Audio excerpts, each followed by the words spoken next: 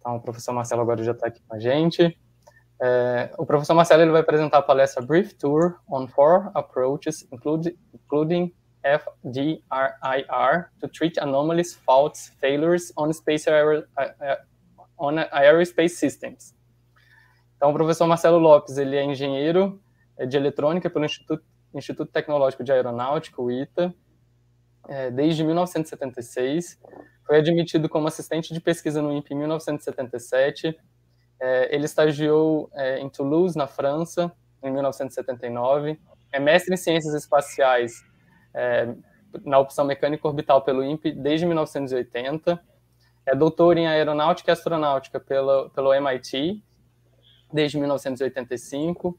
Foi chefe da divisão de mecânica espacial e controle do INPE entre 1989 e 1991. E entre 1991 e 2015 foi pesquisador titular do INPE. Ele é professor aí das áreas de concentração em mecânica espacial e controle desde 1985 e de engenharia e gerenciamento de sistemas espaciais desde 2008, onde estuda, orienta e publica trabalhos sobre estas áreas.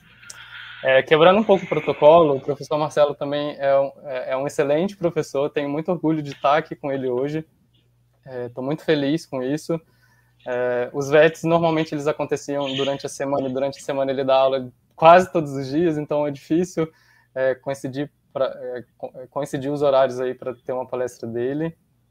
Então, fico muito feliz de estar com o professor Marcelo. Esse ano o VET foi difícil e fácil ao mesmo tempo, porque é difícil porque a gente está um pouco sem energia, com muitas coisas para serem feitas ao mesmo tempo. E fácil porque agora a gente já tem meio que um processo para seguir no VET, mas quando a gente faz uma programação e tem o professor Marcelo dentro dessa programação, a gente fica muito feliz e motivado. Então, professor, obrigado por aceitar o convite. Estamos muito felizes com o senhor aqui. Ok. Posso começar? Okay. Pode sim, deixa eu compartilhar a sua tela. Então, bom dia a todos, né? Antes de projetar os slides, bom dia a todos, muito obrigado pelo convite e sucesso ao VET, aos palestrantes, aos alunos, que isso seja um incentivo para todos e vamos começar. Então, eu vou compartilhar a tela do senhor aqui agora.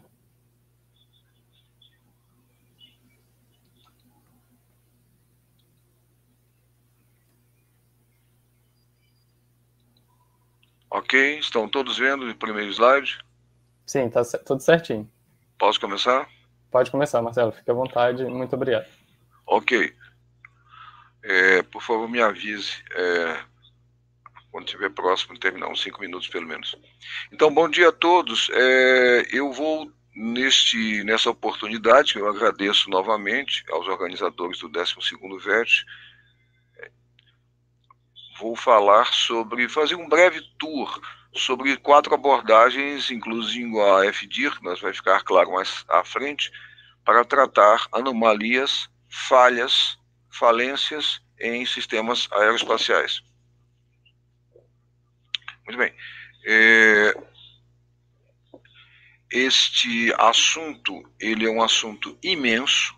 Eu vou tentar aqui, na medida do tempo, dosar com o tempo, varrer mais ou menos equilibradamente as suas nuances, seus aspectos, esses 4 abordagens, o que é FDIR, e algumas aplicações de trabalhos que nós fizemos no INPE desde 1991, pelo menos.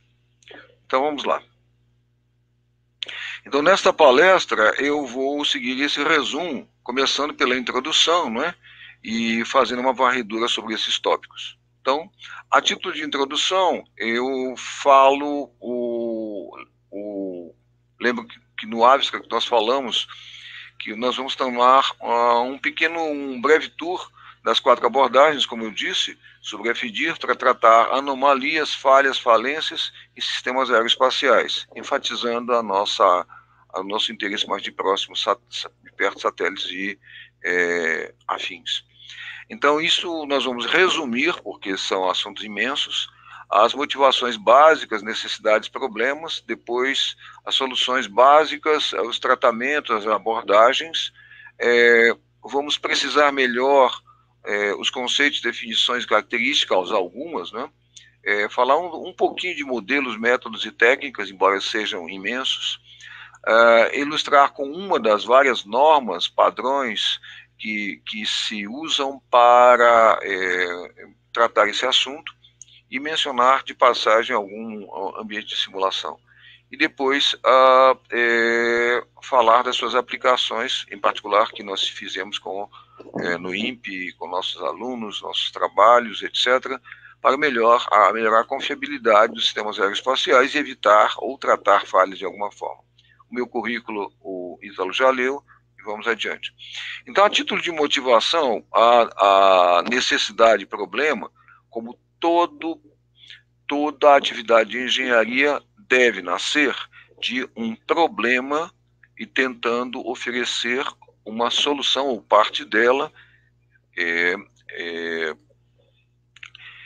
para minorar ou tratar ou resolver aquele problema, usualmente através de um sistema. O processo, vamos enumerar 3. A primeira, mais ampla, que está acontecendo de uma forma geral, são as tendências correntes, né, que estão moldando o mundo da engenharia, né, e, em particular, gerando mais falências, etc. Então, eu vou ler o texto para explicar.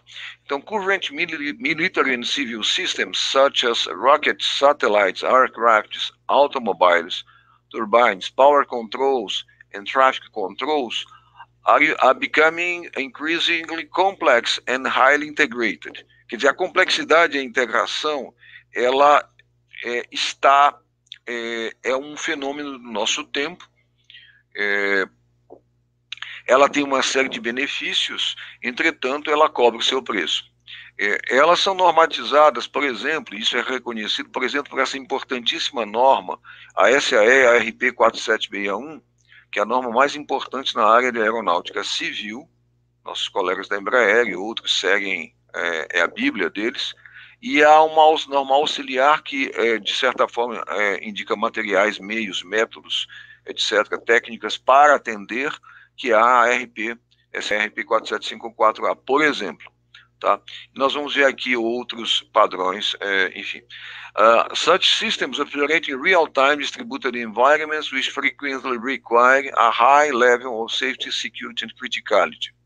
Quer dizer, os ambientes são extremamente exigentes, em particular o ambiente espacial, que nós vamos enfatizar a seguir.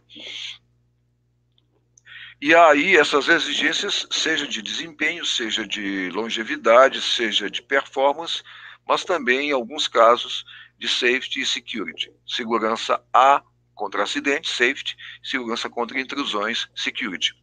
A criticalidade é uma métrica de todas essas coisas com que nós trabalhamos, né? Usualmente é o produto da probabilidade versus a severidade de um evento danoso e incerto. Então, these and the other current trends driving aerospace and automotive systems architectures, eu tratei isso num artigo que eu vou falar lá no final, a título de conclusão, o que essas tendências. Mas entre elas estão aí a disponibilidade de um absurdo de tecnologias novas e, portanto, gerando complexidade ou alta integração, que, por sua vez, tornam as coisas mais propensas a gerar novos tipos de falhas e até tornarem os sistemas mais frágeis, menos robustos, por causa da integração. Bom, então, isto nos obrigou e tem obrigado a um movimento mundial no sentido de usar engenharia de requisitos, RE, Requirements Engineering, Systems Engineering, engenharia de sistemas e outros, tá? Confiabilidade, etc., o FDIR, and treat their anomaly, faults and failures. Agora, esse quadro gera as seguintes perguntas. Por exemplo, why treat anomaly, faults and failures? Os motivos. Segundo, what are anomaly, faults and failures? De uma forma um pouco mais técnica. Todos temos uma noção, mas nós vamos, enfim, refinar um pouco isso. E terceiro, how to treat anomaly, faults and failures. Os approaches. Então, nós vamos falar um pouco disso a seguir.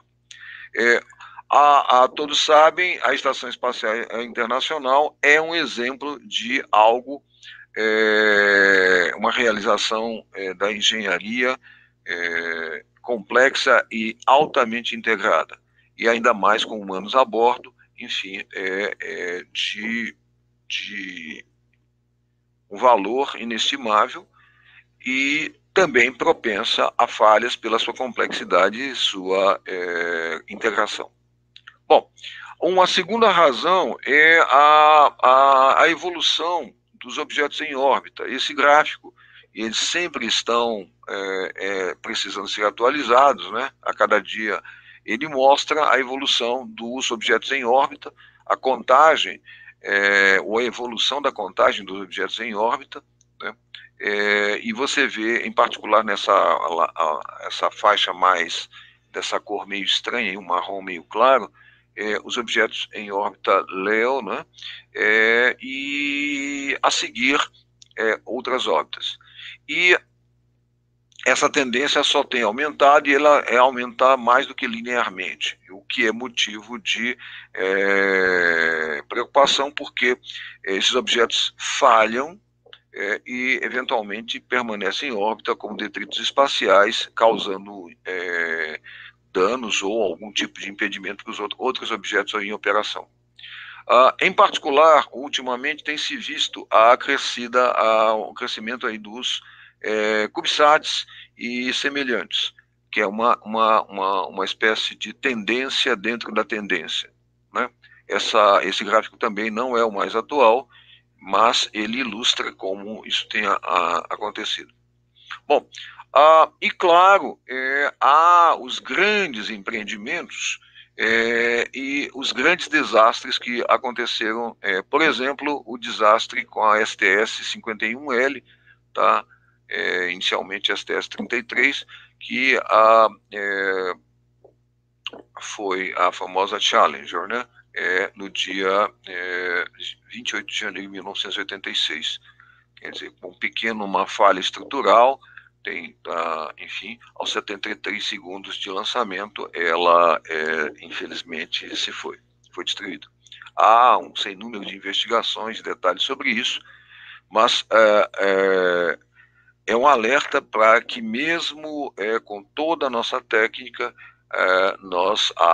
as falhas ainda acontecem e, às vezes, falências e de uma forma catastrófica, com danos muito sérios. Muito bem, então, este assunto ele merece ser tratado com o máximo cuidado, a máxima atenção e a máxima humildade diante do desconhecido, né? Perante o pouco que nós ainda conhecemos. Bom, em 4 de junho de 96, nós tivemos um outro evento muito importante, citado na literatura. Se o primo anterior foi estrutural, este aqui foi atribuído a um erro numa conversão de número em ponto flutuante para ponto fixo. E aí houve uma série de investigações. Isto também há cerca de 37 segundos do lançamento, em 4 de junho de 96, o primeiro Ariane 5, 5.01, ele começou a assumir uma trajetória não prevista, e por causa desta conversão, isso foi apurado depois, e aí ele teve que ser explodido, causando um prejuízo enorme, de tempo, de dinheiro, de prestígio, etc. Felizmente que não houve, nesse caso, vidas humanas. O terceiro evento, entre tantos, muito importantes e muito destacados, é o da Columbia, não é? Que no lançamento ela teve um pedaço de uma espécie de espuma de poliuretano, ela se desgarrou e depois atingiu uma parte de uma estrutura do tanque, né, externo, e isto mais tarde, na volta, ela cobrou o seu preço, né? Então, uma falha que aconteceu na subida causou o desastre na volta, no retorno, na descida, tá? Em 1º de fevereiro de 2003, com a Space Shuttle Columbia. Bom, STS-107. Bom, para ilustrar melhor para vocês que estão assistindo nessa manhã de domingo, eu pedi para o Ítalo colocar o filme do lançamento do Ariane 5.01. É impressionante, porque são todas as imagens reais, e para mostrar que o assunto de falhas, falências e todas as coisas são extremamente importantes em todas as áreas, em particular na área espacial. Então, Ítalo, se você puder colocar o filme. Vou colocar sim, professor. Pode executar ele inteiro, completo? Pode, ele não é tão longo assim. Tá bem, sim. Vou colocar aqui. Completamente nuovo, dalla base del motore Vulcain alla sommità degli scudi termici. Peraí. Não estou compartilhando, vou colocar de novo. Ele começa sendo falado em italiano, provavelmente porque é feito enfim, uma equipe multidisciplinar da ESA, mas depois tem algumas legendas em inglês, o outro lado fala em francês, enfim, normal para o pessoal da ESA. Então já tá, agora eu acho que está compartilhando certinho. Ariane 501 è il primo modello di una nuova famiglia di lanciatori, per cui sono previsti 20 anni di attività. À tous de l'EDO, attention pour décompte final. 10, 9, 8, 7, 6, 5, 4, 3, 2, unité, feu. Allumage.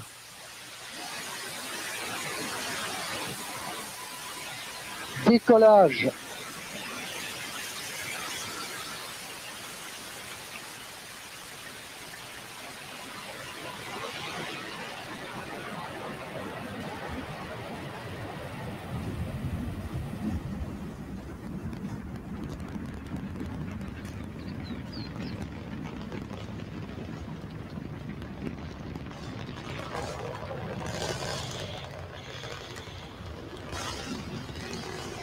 Tous les paramètres propulsifs sont normaux et la trajectoire est normale.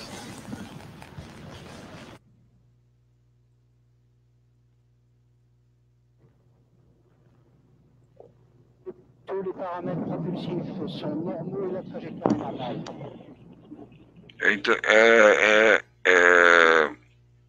Notem que ele fala isto quando as coisas já estão acontecendo.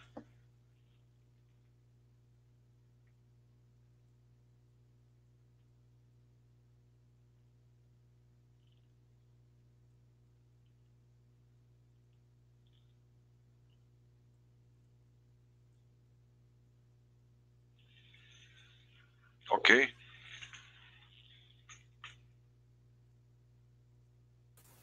Eu acho que ele está repetindo ali, fazendo um replay. Ele faz um replay para você olhar em detalhe, porque é algo absolutamente inesperado, impressionante. Enfim.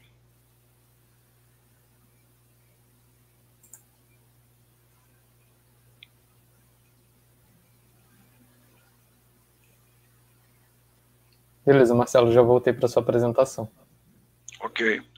Então, bom, então, nós podemos agora retomar o curso da apresentação. Então, vamos lá. Então, esse é o problema de engenharia, não é? E toda atividade de engenharia deve partir de um problema tentando oferecer uma solução, não é isso mesmo? Bom, isso inclusive nos vossos trabalhos, eu sugiro que vocês adotem essa abordagem.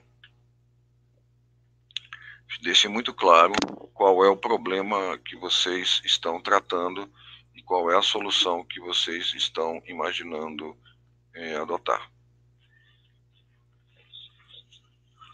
Bom, então vamos lá. Então, como tratar isto? Como, se não eliminar falhas, a possibilidade de falhas, de falências, pelo menos tratar você, de alguma forma, lidar com esse assunto. Bom,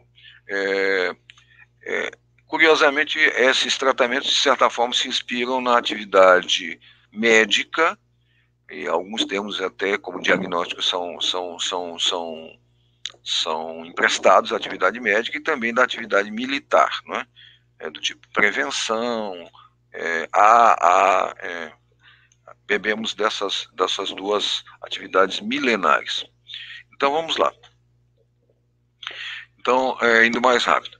Então, desde o lançamento do Sputnik, né, em 4 de outubro de 57, a engenharia e tecnologia espaciais se desenvolveram rapidamente e seus sistemas se tornaram cada vez mais complexos e altamente integrados. Tá? Que é o caso do vosso, por exemplo, vosso telefone celular, que é um objeto que todos têm, além do vosso computador. Devido à maior complexidade de integração, os sistemas espaciais se tornaram cada vez mais vulneráveis a falhas, por defeitos em sensores, exceções dos processadores, degradações dos atuadores, mudanças na dinâmica, agressões do ambiente, entre outras. Além disso, são agravantes para a vulnerabilidade, a maior complexidade, que eu enfatizei, com o aumento de propriedades emergentes indesejáveis. Nós os construímos, cultivamos a complexidade pelas propriedades emergentes desejáveis, mas elas sempre cobram o seu preço com as indesejáveis. A maior integração dos sistemas traz usualmente a redução da robustez, por exemplo, reduzindo espessura de trilhas, níveis de voltagem corrente, que tornam as coisas mais suscetíveis à interferência eletromagnética, reduzindo as blindagens, que tornam as coisas mais suscetíveis à radiação, etc. A desproporção entre as blindagens dos sistemas e seus ambientes, e há vários colegas estudando isso, inclusive o professor Silvio Manet e seu grupo. As limitações de testes que estimar possíveis anomalias, falhas e falências. Eu sempre gostaria de fazer mais testes, mas não é possível por prazo, dinheiro, etc. E também porque muitas coisas não são verificáveis por teste. Então aqui há uma pequena tabela, e aqui eu estou emprestando esses slides em português da apresentação da nossa orientada, a Caroline Oliveira, que fez a apresentação dela ontem. Então, há estudos, por exemplo, desse autor Bedingfield, 1996, sobre falhas em subsistemas espaciais e as suas várias causas, né? Por exemplo, na cabeça aqui nós temos subsistemas de potência elétrica, né? E com a série de coisas que ele sofre, inclusive nas células solares e também nas baterias. Bom, para que as falhas sejam evitadas, toleradas, corrigidas ou até preditas, são consideradas as seguintes abordagens, né? A prevenir e evitar falhas, diagnosticar e tolerar falhas, que é o famoso FDIR, a diagnosticar e corrigir falhas, que isso é possível quando você está usualmente em solo e tem alcance, prever e tratar falhas, que é a abordagem mais recente, e eu vou ilustrar com trabalhos nessas 4 áreas. Ou 4 abordagens. Para sistemas espaciais, um estudo avançado da detecção, isolação, identificação de falhas e recuperação, reconfiguração, reparo e substituição dos sistemas, esse é o famoso FDIR, se tornam importantes para diminuir seus riscos sobre esses sistemas, porque a abordagem 1, ela é bastante usada, sim, na área espacial, aeronáutica, nuclear, mas ela não é suficiente, usa-se a abordagem 2. Na área espacial não é possível, em geral, a abordagem 3, só com sistemas solo. E a abordagem 4 está se afirmando agora. Ela era muito cara e usada só com represas, usinas nucleares, centrais hidrelétricas, e pouco a pouco ela está, nos 2010 para cá, ela está se popularizando. Bom, então, muitos atributos são importantes, né, para determinar esses assuntos, né? Isso era verdade, especialmente com satélites de grande porte e alta complexidade. O tempo passou e nós passamos a ter uma certa desassociação desses atributos de complexidade, prazo, custo, iniciativas governamentais que eram associadas a satélites de grande porte, e isto migrou, está caminhando para a situação de hoje. Hoje, há empresas que pretendem tornar satélites de pequeno porte, de baixa complexidade, os PQSATs, e até satélites com módulos cúbicos, os CubeSats, capazes de executar missões que eram inicialmente atribuídas a satélites de média e de grande porte. Bom, esse é o desejo, e as tecnologias têm permitido essa proposta, digamos assim, essa tentativa. Entretanto, elas têm tido parciais sucessos porque tais missões demandam maior qualidade, tá, e maior complexidade ou integração. E aí, de novo, aparecem as abordagens, sobretudo a 1 e a 2. Os PQSATs e CubeSats ofertam recursos escassos, e as adaptações ainda são artificiosas para poderem operar. Aqui há uma espécie de... se aquele levantamento de ainda há pouco foi sobre objetos de médio e grande porte, este aqui já é sobre objetos de pequeno porte, CubeSats, baseado no banco de dados do CubeSat Failure CubeSat Failure Data, né? Com 178 missões, 70 tipos de falhas diferentes. Então, retirando só não as de lançamento. Então, aqui é logo após o lançamento, aqui após 30 dias e após 90 dias. Há uma legenda explicando essas, digamos, pedaços de pizza, né? Mas duas coisas se destacam aqui. Número 1, que boa parte, essa parte aqui chamada unknown, ela significa que a gente não consegue definir qual é a causa, qual é o subsistema que causou a falha do CubeSat. Então, aqui há margem para se fazer alguma coisa, tentar, mesmo com recursos escassos, tentar levantar esta incógnita. E aqui há os sistemas, em particular, o Energy Power System é o segundo, observe, a provocar falhas. Então, isto chama a atenção. Acontece que esses sistemas frequentemente têm um comportamento não linear, envolvem células solares, baterias, coisas que têm comportamento bastante não linear, que é uma dificuldade para os algoritmos de FD, que usualmente supõem modelos lineares. Bom, melhorando um pouco a linguagem, conceitos e definições, então, termos que são muito usados. Anomalia é o desvio de um comportamento, né, um desvio de comportamento tolerável e temporário. Ele é pouco grave em uma variável de sistema. Falha já é um desvio de comportamento não tolerável, ainda que usualmente temporário. Muito bem. A falência é uma interrupção já intolerável e usualmente permanente e grave. Tá? Então, no fundo, a gente tem uma gradação aqui de severidade.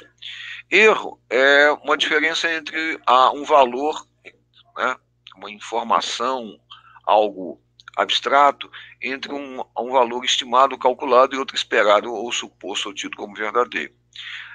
É uma coisa imaterial, digamos assim, informacional. Já defeito é uma coisa material. A diferença entre um objeto produzido, obtido, né, e outro que você considera como padrão, como correto, como referência. Detecção de falha é simplesmente determinar se há ou não há falhas no sistema, o que parece simples, mas não é. Tá? Declarar que o sistema tem alguma falha. Então, todo sistema passa a ser suspeito. A isolação, você já reduz o diâmetro dessa suspeição a uma região, a um sistema, um subsistema, e determina a localização, o tipo da falha e o tempo de detecção. A identificação, você vai no átomo, determina o tamanho da falha e como ela se comporta com o tempo, quem é o componente, qual é a parte que falhou. Bom, isso permite coletivamente o diagnóstico da falha, que é a junção da datação com a isolação e a identificação, né? Muito bem. E a reconfiguração do sistema é um rearranjo das partes, usualmente as boas, né? Para mantê-lo operando. Então, esses são alguns termos como outros. A literatura de falhas, ela é imensa e não é uniforme, mas, em particular, nossos colegas da área de computação têm algumas nuances com relação a esses termos e a sequência em que eles ocorrem. Bom, essas noções coletivas geram uma noção moderna chamada dependabilidade, que eu não vou enfatizar muito aqui, que é uma evolução da noção de confiabilidade, né? Ela envolve uma série de atributos ou noções anteriores, que a confiabilidade é a primeira, a manutenabilidade, a disponibilidade, a segurança nos dois sentidos, contra acidentes, safety, e contra intrusões, security, e outros atributos que forem considerados importantes. Ou seja, a dependabilidade é uma métrica vetorial composta de métricas escalares, e aqui está o vetor. Para tratar ou dar mais dependabilidade, começando pela confiabilidade, a gente tem as abordagens da prevenção a falhas, a tolerância a falhas, a correção de falhas e a predição de falhas. Muito bem, as 4 abordagens, muito bem. Contra ou para tratar em grau crescente de severidade, anomalias, falhas, falências, possivelmente devida ou causando, aí é uma relação causal muito intrincada, erros ou defeitos, né? Erros em valores, software, informação, defeitos em objetos materiais, etc. Bom, para tratar isso, a gente tenta modelar os sistemas e adotar métodos com esses modelos. Ou, quando na falta de modelos, usar dados. Então, há uma noção de essas abordagens podem ser vistas com outra maneira, né? Se são baseadas em modelos, se são baseadas em dados, baseadas em experiência, ou até ser um misto dessas 3, digamos, maneiras ou bases. Os modelos já encerram muita informação sobre o sistema, né? Entretanto, eles se aumenta a precisão, aumentam o custo de implementação. Os dados um pouco menos, e a experiência é subjetiva, ao contrário das outras que são objetivas, ou razoavelmente objetivas, e aí, mas há coisas que nós não conseguimos traduzir em dados e modelos, e, portanto, a experiência das pessoas é muito importante. Bom, há uma série de modelos que aqui o tempo não permite, mas usualmente para medidas a gente modela em sensores, modela com falhas aditivas ou seja, na entrada ou na saída do sensor, ou falhas multiplicativas, ou seja, no ganho ou na função de transferência do sensor. Da mesma forma, com processos de dinâmica e atuadores, a gente costuma fazer falhas aditivas na entrada ou na saída, ou na função de transferência, ou no ganho daquele atuador, ou daquela dinâmica, ou na própria relação entrada-saída. Bom, e aqui há um sem número de maneiras de modelar essas falhas, modelo de falhas, são um imenso tópico de pesquisa. Bom, por exemplo, pode-se modelar o sistema através de diagrama de blocos, as funções de transferência, isso é usual, com modelos lineares invariantes no tempo, que foi, por exemplo, esse orientado meu, Teixeira, né? Ele modelou e fez esse tratamento para falhas em sensores e algumas falhas de um modelo do VLS da época, no IAE, Instituto de Atividades Espaciais. Então, para aumentar a confiabilidade dos sistemas, a gente pode usar essas abordagens, usualmente baseadas, ou se possível, baseadas no modelo, ou pelo menos uma combinação de modelos com dados, ou no pior caso, de dados, né? Bom, para sensores, é usual, por exemplo, se colocar um filtro que pega as medidas e gera resíduos. Em poucas palavras, resíduos é a diferença entre um valor real e um valor estimado de uma certa variável. Idealmente, esse resíduo tem uma média próxima de zero e uma dispersão ou desvio padrão pequeno. E as falhas, usualmente, se manifestam através dos resíduos.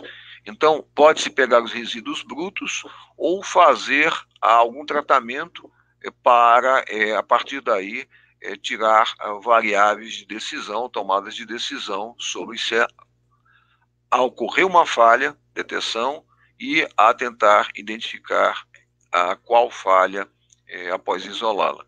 Muito bem. E depois tratá-la, reconfigurá-la. Então, em sensores, é usual esse tipo de situação. Com atuadores e até dinâmica, por causa do fenômeno da inércia, por vezes esse segundo tratamento não é tão empregado, porque a inércia faz com que os resíduos evoluam um pouco mais lentamente. Então, você pode ou precisa dar um tratamento, você não pode esperar e tem que dar um tratamento mais rápido. Bom, uma arquitetura para isso supõe uma certa capacidade decisória. De fato, todo o tratamento de falhas é uma forma e uma das mais bem-sucedidas de inteligência artificial. Curiosamente, a maior parte das pessoas que falam em inteligência artificial não fala do tratamento de falhas. Mas isso é uma legítima e muito bem-sucedida forma de inteligência artificial e cada vez mais importante, né? Então, podem haver esses níveis. O nível do equipamento, o nível funcional, o nível operacional, o nível decisional. Até nas indústrias se usam esses níveis, né? Desde o controle digital direto, lá aplicaram a máquina, ferramenta, até o nível da gerência, passando pelo nível dos operadores que monitoram o que está acontecendo e até o nível das pessoas das áreas que estão supervisionando o que está acontecendo. Então, essa hierarquia, ela de fato, ela é bastante usada, inclusive na indústria. Sobre normas, há um sem número de normas baseadas em bases de dados imensas, extensas, na experiência militar e civil. Eu vou citar apenas uma, porque é a que é adotada pelo INPE, com seus complementos. É a famosa 1000 HDBK 217, que na versão revisão F é ainda adotada pela maioria das empresas, embora haja normas semelhantes, paralelas, complementares e até mais recentes. Muito bem, elas têm uma origem militar, porque os militares, em particular do Departamento de Defesa americano, compram, usam, empregam, testam, etc., e padronizam uma série de procedimentos para comprar equipamentos. Nesse caso, ela é voltada para equipamentos eletrônicos. Há outras, menos numerosas, para outros tipos de equipamentos. Muito bem. Então, isto vai na direção de prevenir a falha através do uso da confiabilidade. Quer dizer, a melhor tratamento de falhas ainda é o primeiro, a prevenção. Como diziam nossas vovós, prevenir é melhor do que remediar. Essa norma ela é complementada pela Notice 1, que é de 10 de julho de 92, e pela Notice 2, que é de 28 de fevereiro de 95, para considerar partes que não estavam no documento original ou nas suas revisões e fazer outras alterações. Essas alterações são importantes tiver impacto no INPE, e aí uma das aplicações que nós fizemos foi de examinar essas alterações e o impacto que elas teriam nos nossos projetos do INPE. Então eu vou citar aqui brevemente, considerando o adiantado da hora, né? Ítalo, quanto tempo eu tenho ainda?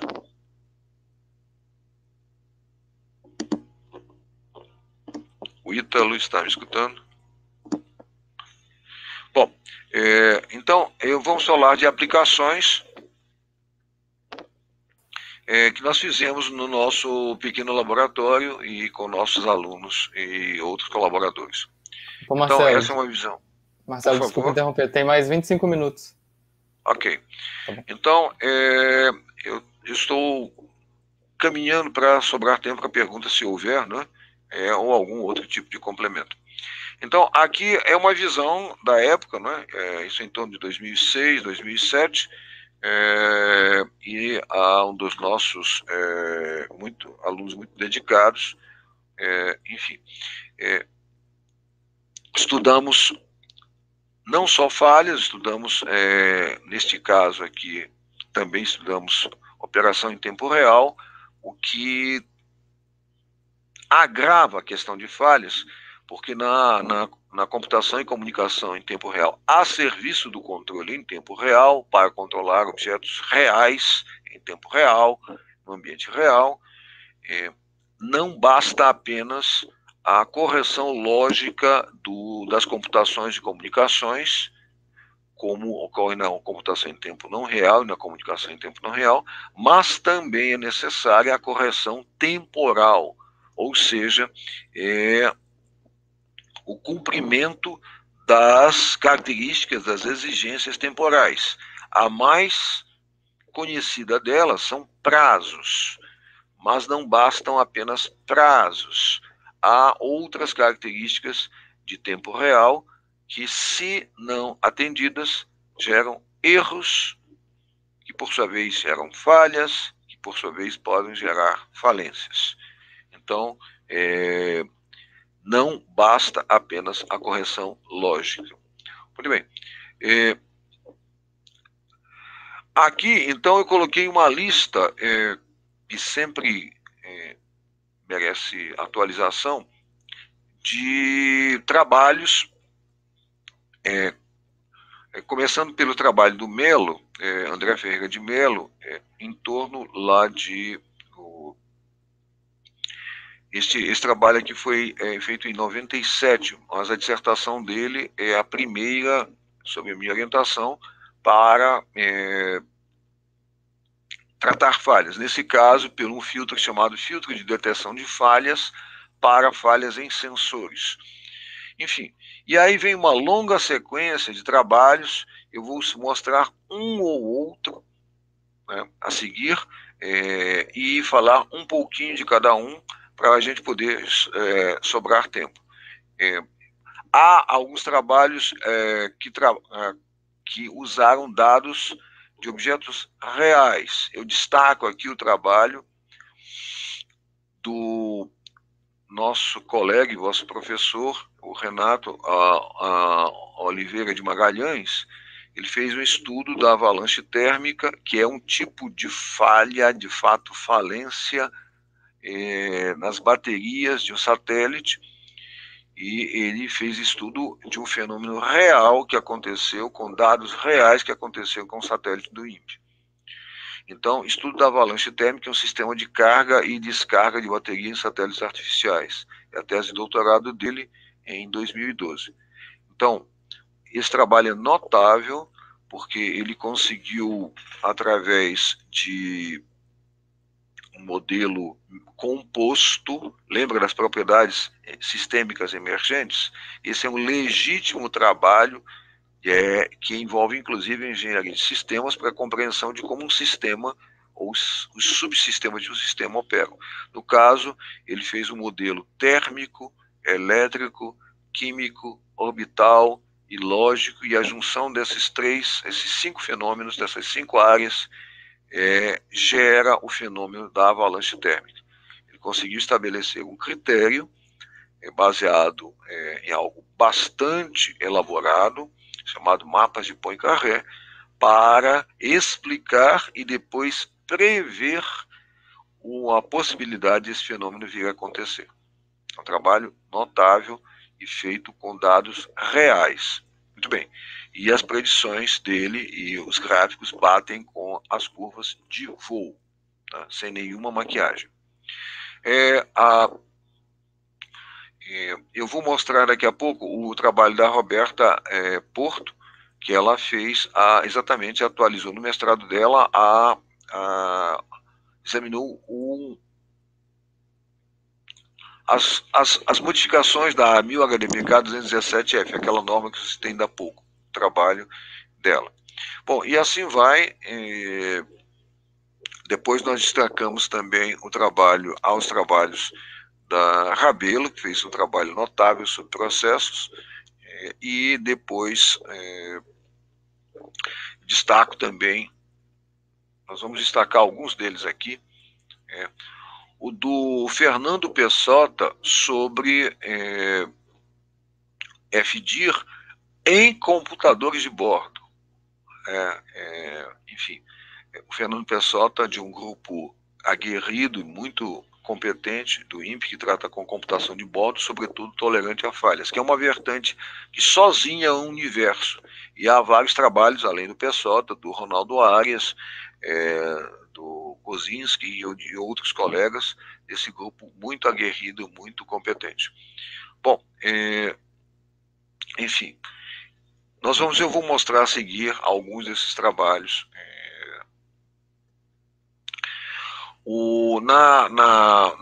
Muito recentemente foi feito um trabalho da terceira abordagem, que é aquela que trata de manutenção e etc, baseado em plataformas de coleta de dados de redes hidrometeorológicas, um trabalho muito interessante da nossa querida ex-orientada, a Letícia Marquezin, e baseado em dados reais também. Então, eu destaco esses trabalhos baseados em dados reais de um sistema real, no caso, plataforma de coleta de dados das redes hidrometeorológicas do CEMADEM, que é uma instituição irmã do INPE. E muito mais recentemente, este ano, a Roberta Porto fez um trabalho notável, dificílimo, sobre a quarta abordagem. Já vou enumerá-las. A quarta abordagem, perdão. Sobre a respeito de a predição de end of discharge, fim de descarga, fim de vida e a remaining useful life, a vida útil remanescente de baterias de lítio-íon. Muito bem. Baseado em dados reais de um banco de dados muito importante do pessoal da NASA, tem todo um laboratório, toda uma equipe e uma série de estudos com relação a baterias e afins. E a proposta agora da nossa colega e orientada Caroline Oliveira, que eu vou falar ao final. Ela falou ontem um pouco. Bom, então, das 4 abordagens, que são o centro dessa palestra, em 2005 eu fiz com a Terezinha Ribeiro de Carvalho, nossa colega do INPE, que, enfim, gostava e conhecia desse assunto. Nós fizemos um artigo falando da primeira e da segunda abordagem, o fault avoidance, quer dizer, evitar falhas, prevenir falhas, e o fault tolerance, tolerar falhas, enfim. Então, nessa linha, isso foi 2005, nessa linha há vários trabalhos, daqueles em particular, como eu disse, o da Roberta Porto, de mestrado, sobre a atualização da 1000HDPK-217, né, e os seus impactos sobre a nossa atividade no INPE. Então, esse trabalho é imenso, extremamente detalhado, e se houvesse tempo eu mostraria aqui detalhes dele, mas ele está na biblioteca do INPE. Então essa trata a primeira abordagem, confiabilidade, evitar falhas através da confiabilidade, fault avoidance. Já o trabalho do Alexandre Carvalho Leite, outro brilhante aluno, em torno de 2007, 2008, tratou sobre detecção e diagnóstico de falhas, no caso em sensores e atuadores, do então modelo da então o modelo disponível da plataforma Multimissão. Esse trabalho também é imenso, é muito elaborado e é um trabalho pioneiro. Este é sobre a segunda abordagem, que inclui o famoso FDIR, né? Muito bem. Então, que a detecção, o diagnóstico, a identificação, a isolação e a reconfiguração do sistema. FDIR. Bom, muito recentemente, se esse trabalho do Alexandre foi sobre sensores de uma malha de controle e atuadores de uma malha de controle, muito bem, este já foi sobre o computador de bordo, nesse caso que faz uma projeção para o futuro do INPE, ACDH. O ACDH é um computador de bordo que faz o AC, ou seja, Attitude Control, e o DH, o Data Handling. Quer dizer, é a junção de dois computadores separados, como ainda é usado na atual plataforma Multimissão, atual satélite Amazônia, e se prevê a ideia de juntá-los. Enfim. Bom, é um trabalho também muito elaborado e isso está sendo estudado em todos os lugares e empresas, instituições do mundo inteiro, mas ninguém conta como faz. Nós tivemos em todos esses trabalhos imensas dificuldades, porque as pessoas não contam, só dizem brevemente o que estão fazendo, mas não contam como estão fazendo. Bom, esse trabalho, portanto, é da segunda abordagem, é FDIR também, é até no título, tá? E já esse trabalho, Fault Correction, Fault Prediction Approaches, aqui com a Roberta nós tentamos sistematizar a terceira e quarta abordagem. Então, se entrar naquele artigo com a Terezinha, falamos a primeira e a segunda, antevíamos a primeira e a segunda, nesse aqui a gente estava antevendo as características da terceira e quarta abordagem. Dentro da terceira abordagem, que é Fault Treatment, o Fault Correction, enfim, correção, ou pelo menos minorar, atenuar, dar manutenção preventiva, corretiva, etc., esse trabalho da Letícia Marquezin, enfim, defendida este ano, um belíssimo trabalho baseado em dados reais, de plataformas reais, da rede de coleta de dados hidrometeorológicas do CEMADEM. Muito bem. A noção de manutenabilidade, ela cresceu e evoluiu para a noção de suportabilidade, mas eu não vou tocar mais nisso aqui. Suportabilidade é uma métrica também vetorial, composta de métricas escalares, das quais a manutenabilidade, ou manutenibilidade, como queira, é a primeira componente do vetor. Por fim, nós chegamos aqui ao estudo da avalanche térmica, em um sistema de carga e descarga de baterias em satélites artificiais, do nosso colega e ex-orientado Renato Oliveira de Magalhães, um belíssimo trabalho baseado em dados reais também, no caso, curvas de temperatura, corrente, tensão, dados dos satélites da época Cimex 2B, em 2007, 2009, se não me falha a memória. Muito bem, houve a primeira bateria entrou em avalanche e depois a segunda bateria entrou em avalanche. E ele, em 2012, conseguiu explicar razoavelmente e estava fazendo um estudo para aplicar isso para a predição, que é a quarta abordagem.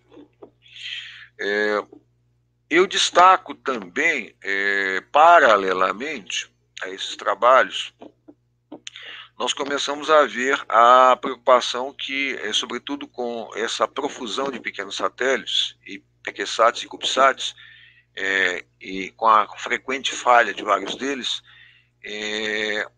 o impacto disso no âmbito internacional, e então geração de detritos espaciais, prejudicar outras órbitas e objetos e satélites, etc., que estejam funcionando. Então, isso gerou esse brilhante trabalho da nossa ex-orientada, ou orientada, Márcia Alvarenga dos Santos, neste caso, na Universidade Católica de Santos. Aqui ele está publicado também no INPE, sobre regime internacional aplicável a pequenos satélites de baixa complexidade. Tá? Então aqui tem propostas para salvaguardar atores espaciais, os que já estão lá operando, né, os vários atores enfim, que têm interesse, inclusive públicos e privados, e mitigar os impactos ambientais no espaço exterior. Um trabalho muito competente, muito valioso, muito importante, que eu sugiro a todos que se preocupem com o lado também jurídico. Bom, por fim, nós chegamos ao trabalho da Roberta, né? Deixa eu ver, eu coloquei aqui o trabalho da Roberta. Tá. O trabalho da Roberta, em que ela fez talvez seja mais interessante explicar desta forma, né? Dado o adiantado da hora. Em que aqui se tentam, através da medida da tensão em volts de uma bateria, se tenta prognosticar quando essa tensão chegar abaixo de um limiar, ser escolhido, digamos que seja 2,7 volts, por exemplo. Então, quando essa tensão chegar lá, e declara-se o fim da carga num certo ciclo, ou após vários ciclos de carga e descarga, numa bateria secundária, isto é, recarregável, o fim da vida.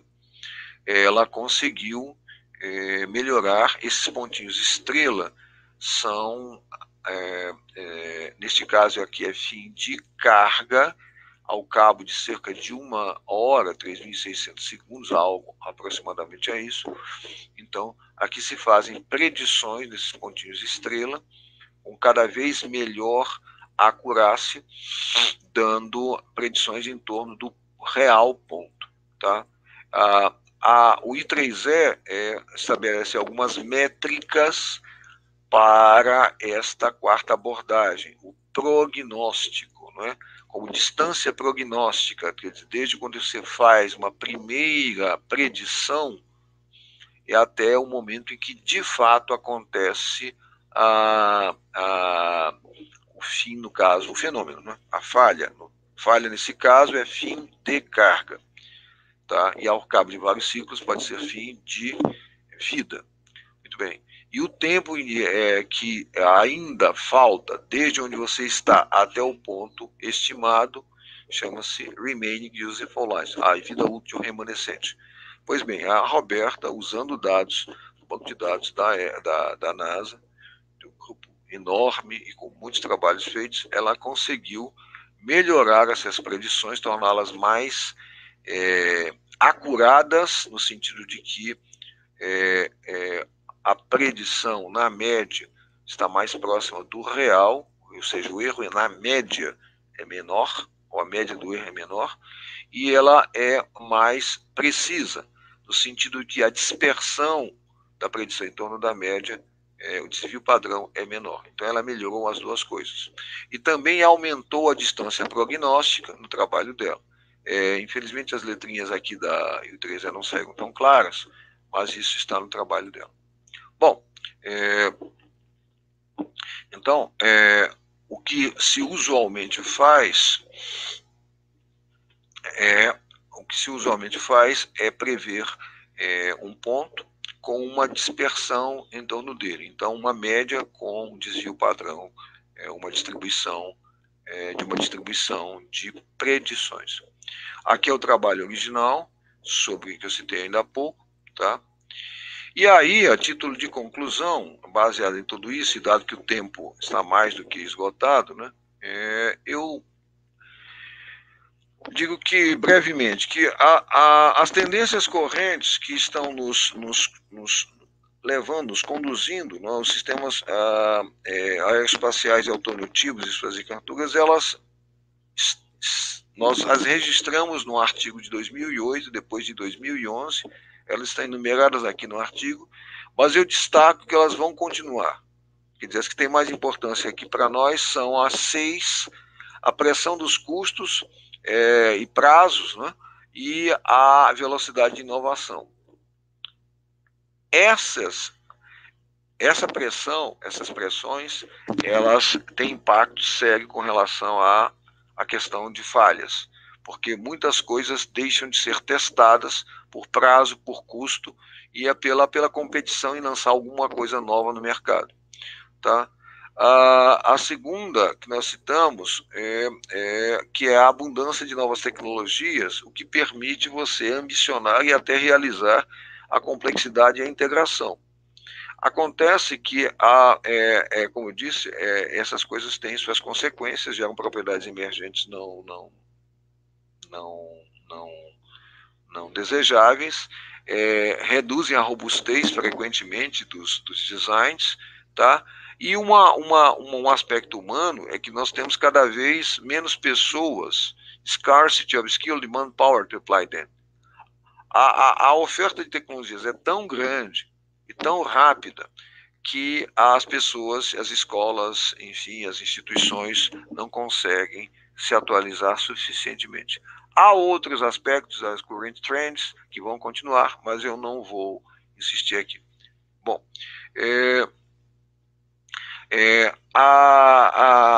aqui está o trabalho da Roberta, e a tendência para o trabalho com energia, acumulação de energia no espaço e em terra só vai aumentar, mas há a questão de que esses sistemas, como vocês viram lá no gráfico dos pequenos satélites, os power supplies, os sistemas, como se é chamado de satélites PCDUs, Power Conditioning Distribution Unit, eles são cada vez mais complexos, não lineares, e têm suas idiosincrasias, inclusive em baterias e painéis solares. Tá? E aí a gente faz a proposta de estudar, trazer um pouco do conhecimento das áreas estabelecidas de satélites de médio e grande porte para os satélites de pequeno porte e até os CubeSats. Essa é a proposta do trabalho da Caroline Mateus de Oliveira, que, enfim, já defendeu proposta há pouco tempo, agora em outubro, e apresentou uma pequena revisão da literatura ontem. Essa adaptação, essa eventual adaptação e aplicação, ela é desejável, mas passa por uma série de obstáculos, inclusive a dificuldades, seja com modelos, seja com caracterização dos componentes e por aí vai. Então, vamos ver o que nós conseguimos para a migração e extensão de algoritmos de FDIR para o ambiente de modelagem e simulação em tempo real true time. Como diz, só isto já acrescenta uma série de exigências temporais que, se não atendidas, são falhas e ou falências, tá? Ou provocam erros. E a segundo obstáculo é a eventual adaptação e aplicação a pequenos satélites e CubeSats por causa das suas reduzidos recursos e caracterização.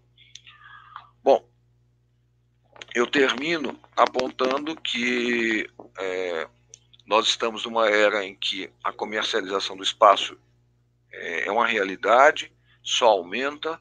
Isso, de um lado, é muito bom, mas, por outro lado, traz uma série de desafios para quem estuda falhas.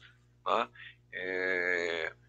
Muito bem, você viu que, você deve ter acompanhado que essa empresa e outras fizeram um esforço absurdo, falharam várias vezes, até conseguir este êxito magnífico que aqui está. Bom, e eu aponto também isso aqui do lado privado, né? Perdão, aqui é do lado privado, digamos, que é uma novidade no nosso tempo. Do lado mais, digamos, público, vocês talvez saibam que nesse exato momento o Space Telescope James Webb foi transportado para Kourou, lá, aquela mesma do Ariane 5, para ser lançado em breve. Muito bem, essa notícia é de 4 de novembro de 2021, muito bem, no Daily Mail, né? Enfim.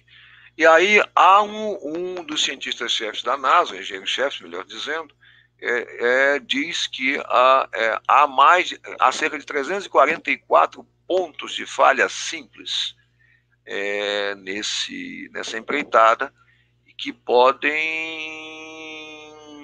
falhar após o lançamento. Então, falhas são uma realidade penosa, passada, presente e futuro, que merecem extremo cuidado, extrema atenção, muito estudo, muito, enfim, e pode acontecer em todas as atividades de engenharia, como aí está ilustrado, mesmo nesses projetos extremamente caros e com gente extremamente experiente. Tá? Aí está o telescópio, né? E aqui eu encerro com o logo do nosso antigo lab, tá? Em que a gente, a partir de uma base de conhecimento, né? A gente, através de disciplinas, as especialidades, a gente constrói a visão e atende ao sistema. E é nessa construção que nós podemos ter, sim, falhas. Muito obrigado. Eu me coloco agora à disposição, se houver tempo, para perguntas. Ítalo. Oi, Marcelo. Temos tempo, sim. Na verdade, tem algumas perguntas aqui e eu gostaria de transmiti-las para o senhor. Tem uma aqui do Guilherme Siquelli, ele diz assim: no processo de certificação das condições de falhas na engenharia aeronáutica, algumas condições como rotor burst podem ser catastróficas, ainda que a probabilidade de ocorrência seja maior que 10 a menos 9. Aí ele continua. Na área espacial existem condições que autorizam, em certos casos, falhas catastróficas que não atendam à probabilidade necessária, especificadas na legislação aplicável? Nota relevante, desde que seja demonstrado que um esforço para o melhor projeto possível foi realizado. Menos que 5% dos casos de falhas analisados podem estar nessa condição. Bom, é uma pergunta longa e elaborada de uma pessoa que tem conhecimento, né? Eu vou, de uma forma breve, comentar. Primeiro que eu começo respondendo com uma pergunta: de quantas formas você imagina que um sistema possa falhar, sobretudo no espaço? Bom, como o Ricardo não pode responder, eu deixo cada um esses perguntarem. Então, a primeira coisa que se busca fixar é o chamado repertório de falhas, e depois, quer dizer, qualificar e depois quantificar. E aí aparecem essas estimativas. A legislação aeronáutica civil, ela estabelece 5 níveis, dos quais a probabilidade de uma falha catastrófica ocorrer uma probabilidade menor que 1 vezes 10 a menos 9, né? Significa uma falha catastrófica em 10 a 9 horas de voo. É uma daquelas situações que eu disse brevemente que não se consegue testar. Então você tem que demonstrar isso por teoria, por análise, enfim, auxiliada eventualmente por dados da experiência ou de testes de componentes. Bom, na área espacial, usualmente não há um número tão exigente, a não ser quando existem pessoas a bordo. Por isso que eu coloquei lá o caso da ISS e até essa última Dragon. Essas tornam essas atividades extremamente exigentes. Aí se aplicam esse nível de exigência. Bom, agora, como demonstrar isto? É uma conjunção de métodos e de abordagens para o que inclui simulação, o que inclui análise. As normas, elas basicamente, inclusive a do INPE, adaptada pelo grupo de garantia do produto, etc., enfim, com o nosso querido colega Hinaldo, Ana Paula, enfim, e outros colegas, no passado, Valírio, enfim, Neves e outros colegas, Silvana Rabai, Sueli Gondo, esse grupo adaptou, e todos, em geral, todos adaptam essas normas dos 5 níveis. Né? E no caso do INPE, também, como no caso da SAE e no caso da indústria aeronáutica, eu falei da RP 4754, que auxilia na demonstração ou no atendimento dessa exigência da 4761. Pois bem, esse modelo de que um exige e o outro sugere maneiras de atender ou demonstrar, ele foi inclusive copiado pelo INPE, tem 2 manuais, um já configurado e outro em vias de configuração. Mas sempre será um desafio, sempre haverá um risco, sempre haverá e tem havido incidentes, infelizmente alguns penosos, em que toda a nossa engenharia, que nós pensamos que é muito, terá sido insuficiente. Tá? O que pode se fazer é, como eu disse, tratar esse assunto muito seriamente. Quem estiver me escutando e tiver, digamos, interesse, saiba que é um assunto extremamente vasto, demanda estudo constante e não dá para você abranger nem uma fração dele. É extremamente sério, extremamente sério. E que as normas e até os manuais, as tabelas, elas são o melhor que nós temos, mas frequentemente esse melhor não é suficiente. Muito bem. Próxima pergunta, Ítalo. Professor, tem muitos elogios aqui do Mário Saturno dizendo que foi uma boa palestra. Ele achou que seria uma revisão, mas ele aprendeu muita coisa. Eu acho que todos nós. O Carlos Alberto Alves Siqueira, ele primeiro parabeniza o senhor pela palestra e gostaria de saber até que ponto as falhas humanas, componentes eletromecânicos e manutenções interferem de forma catastrófica na segurança aeroespacial.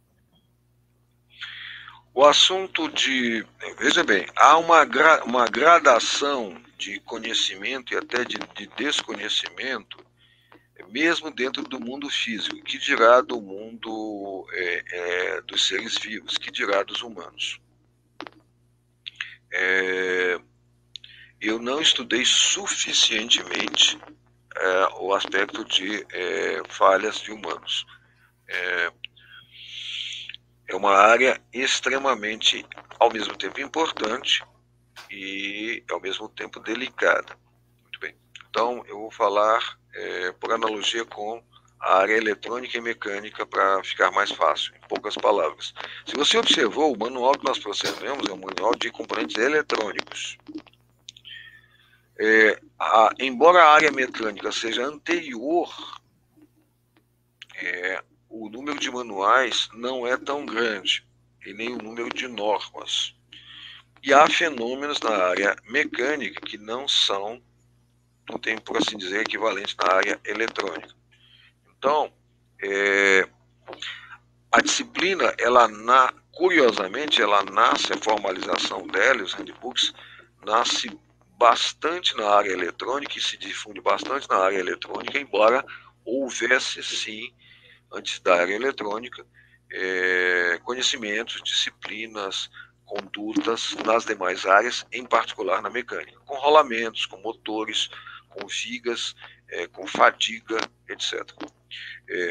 Acontece que os fenômenos da área mecânica, alguns são diversos e o tratamento é bem mais difícil. Tá? Inclusive porque muitos desses fenômenos são pesadamente não lineares. Então, a eletrônica veio por último, mas ela tem enorme destaque porque ela admite muita proximidade com a matemática e com a matemática não linear, com a matemática linear, perdão. Entretanto, a falha nas objetos mecânicos é muito mais antiga, muito mais conhecida.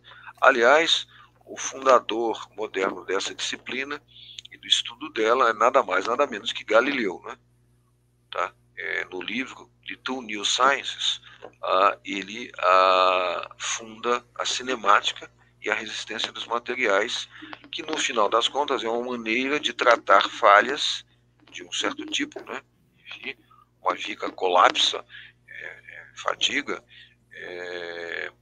sobre o seu próprio peso ou de outra coisa, e isso está no livro de Galileu.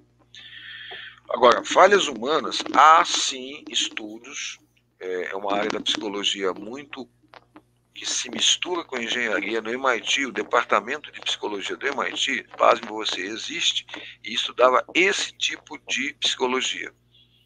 Tá? Havia e há professores mistos de mecânica e psicologia, de aeronáutica e psicologia.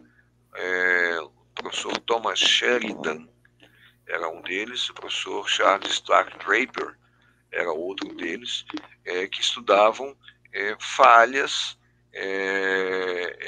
de humanos, usualmente pilotos ou operadores, que interagiam com dispositivos de engenharia. Entre nós, esse estudo do que eu tenho notícia, como eu disse, eu não enveredei muito por esta área, ele é pouco conhecido. Nós temos uma vertente, parte disso é considerado dentro dos estudos de safety. Safety, ou segurança contra acidentes, é muito mais amplo do que o estudo apenas de falhas de dispositivos, FDIR, etc, etc. Na Embraer havia o nosso colega Serra, né? Paulo Serra, que pontificava nesse assunto, e na aeronáutica e outras forças existem algumas pessoas dedicadas, mas no geral o número de pessoas e o número de cursos, etc, é pequeno e pouco divulgado. Próximo. Marcelo, obrigado pela resposta. Aí temos outra série de elogios aqui do Eduardo, dizendo que foi uma excelente apresentação. Da Letícia Bacher também, dizendo que foi uma ótima palestra. E aí a Priscila, ela retorna numa pergunta que eu acho que foi parecida até com essa. Ela diz assim: professor, alguns dos seus alunos viram também algo sobre os vieses cognitivos e comportamentais, como a geração de falhas? Tem um autor, Scott Jackson, citado no Sebuck, na verdade, que escreve sobre os acidentes que o senhor contou. E aí, em seguida, a Priscila também elogia sua palestra.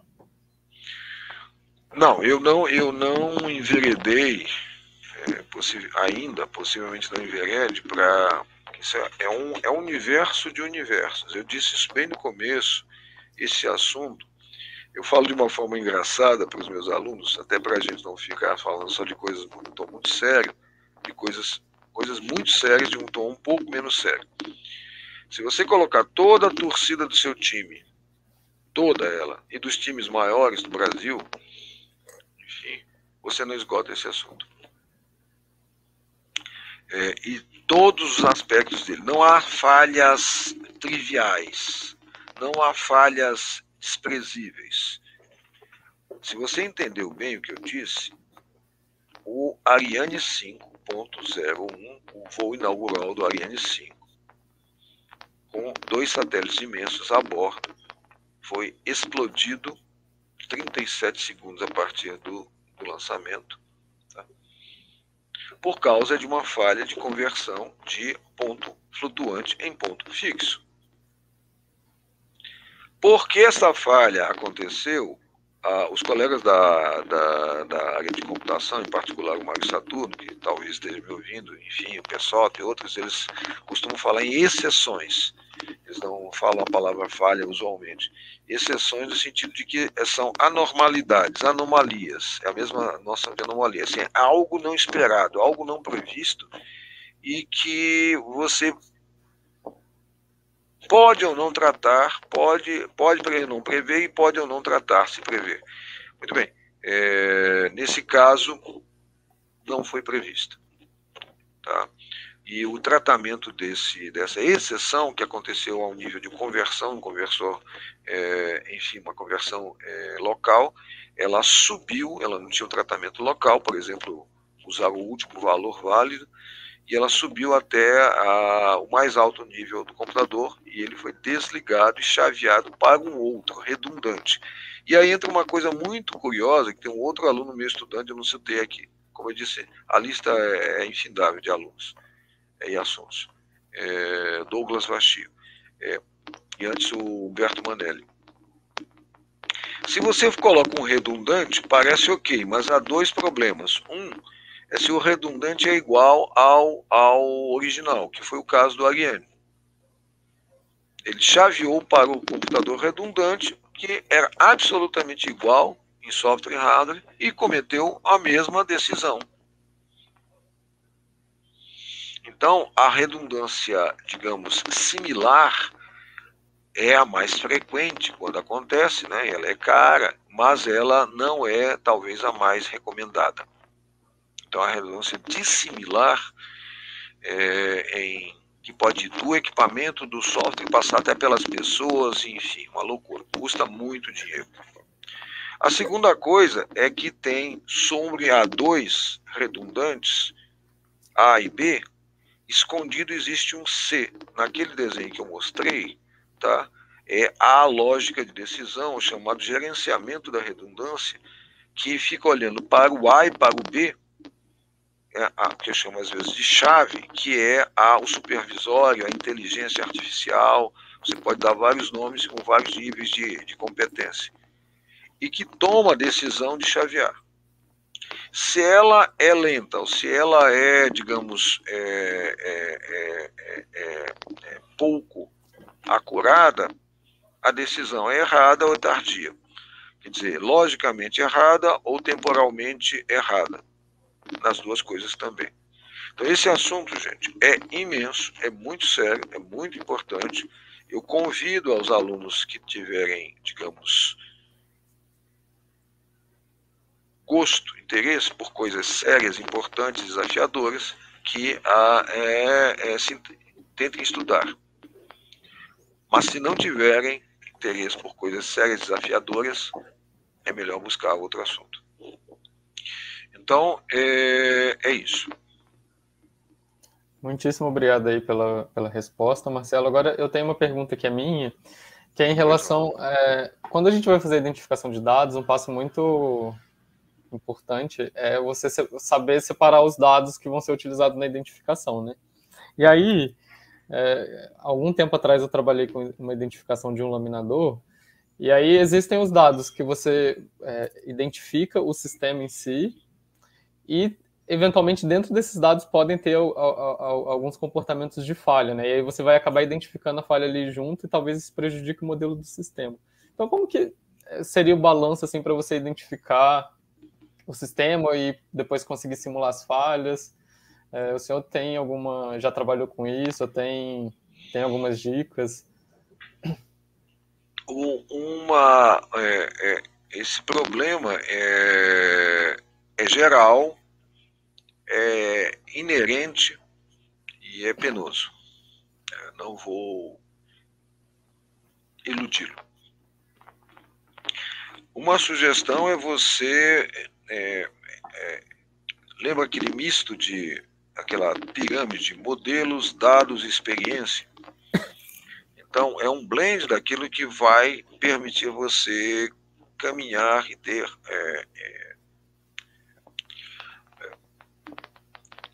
tentar peneirar o que é do sistema e o que, digamos, pelo menos do seu modo normal, e o que são falhas.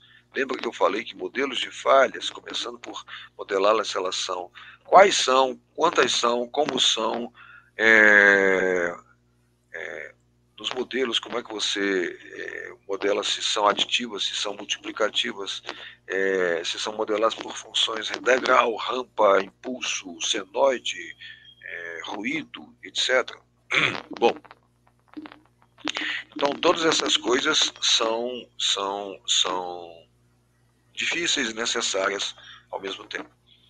O que eu poderia dizer é o seguinte, em pouquíssimas palavras, tentar identificar o sistema com e sem alguns desses dados que minimamente parecerem suspeitos ou diferentes ou estranhos, para ver se o modelo ele é robusto ou se ele é sensível a esses dados estranhos. Dados esses, idealmente, adquiridos em comportamento normal, tá? Em comportamento comportamento normal. E, quem sabe, até alguns outros adquiridos em comportamentos, em situações um pouco mais exigentes, em que a falha se manifeste. Existe até a ideia de você, por assim dizer, provocar o aparecimento da falha, desde que ela não seja catastrófica, né? Ou facilitar, ou estimular, para que ela se manifeste, como se ela estivesse escondida e se manifestasse, para você, de alguma forma, caracterizá-la, perceber qual a diferença que ela faz. Perfeito. Atrás do que você falou, tem um problema muito difícil chamado classificação da informação. Tá?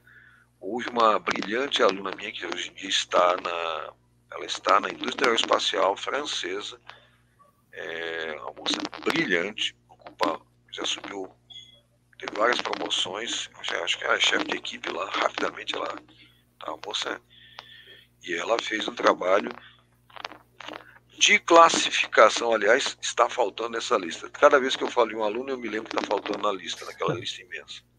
São centenas de trabalhos. Enfim, a Lorena Gadjar Penha, uma espanholita, meu amigo, a moça era brilhante.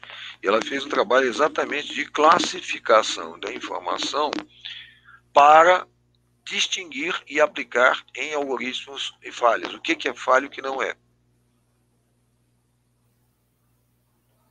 E ela comparou com esses trabalhos usuais de FDIR, em particular do Jairo Siqueira. De fato, o Jairo Siqueira, que fez um trabalho de doutorado, que está naquela lista, fez um trabalho de doutorado sobre falhas em sensores e atuadores do modelo da BMM que a gente padronizou, digamos assim, vem usando para poder comparar, né, os trabalhos. Ela também aplicou, e com sucesso.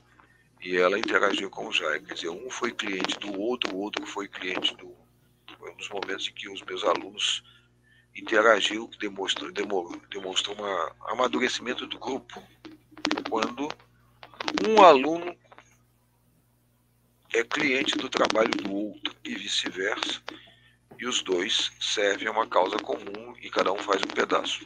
Pois bem, a Lorena Gadjar Penha fez um trabalho de classificação, e ela aplicou esse trabalho de classificação, o algoritmo de classificação, em outros contextos, inclusive com uma imagem de sensoriamento remoto, muito interessante, mas o foco era em falhas.